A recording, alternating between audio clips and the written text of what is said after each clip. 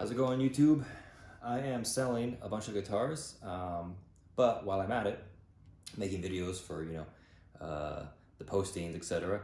I thought I'd do some reviews of some of the guitars that I'm not selling, and this is one of them. This is a talking video. It's not a sound demo video. You can find a ton of those, but I thought I would give my thoughts on this specific model and why, if you come across one, you should grab it. This is a Highway 1 Texas Telecaster, and it is awesome. If you have to have a desert island guitar, you'd probably choose like a Les Paul, right? Strat, Telecaster, something like that. This model is so cool. It is just super unique. So what makes it special? It's just a Telecaster. It is, if I could describe it in one sentence, I would call it like the Eric Johnson Telecaster. So it's a standard. The platform is based on a 52 Tele reissue. So thick neck, black guard kind of specs, brass saddles, etc. With just 3 or 4 modern adjustments. So let me walk you through why this is such a cool instrument. So it is, starting from the top, it's a standard Telecaster, right? You have the vintage style tuners. You also have the period correct round string tree at the top, a maple neck, no fretboard, just a solid piece of maple, very thick profile, like the big broadcaster kind of U shape. So on the bigger side that you can get. The standard body, no cutaways anywhere, just a slab of ash. The 3 barrel brass barrel saddles, not compensated either. Of course the ashtray and the standard 3-way switch. Nothing special here.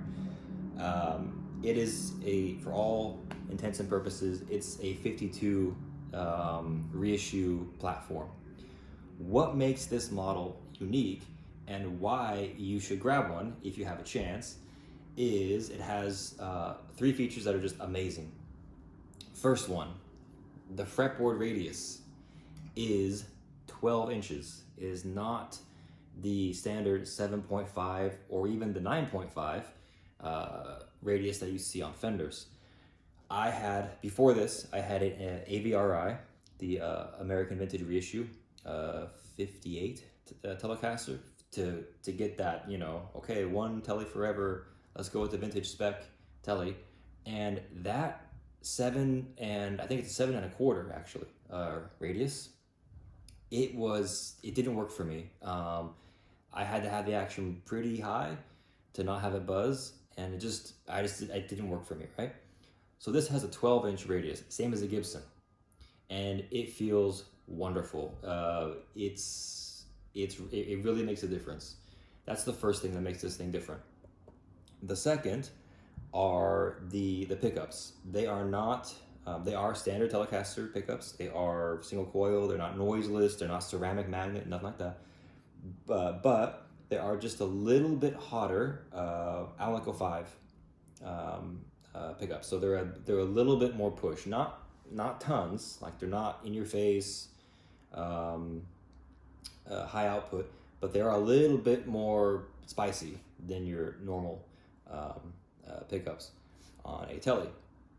And then the last feature that makes this thing unique is the volume control is normal, but the tone control, they call it the grease bucket circuitry, but all it really is, it's a high cut.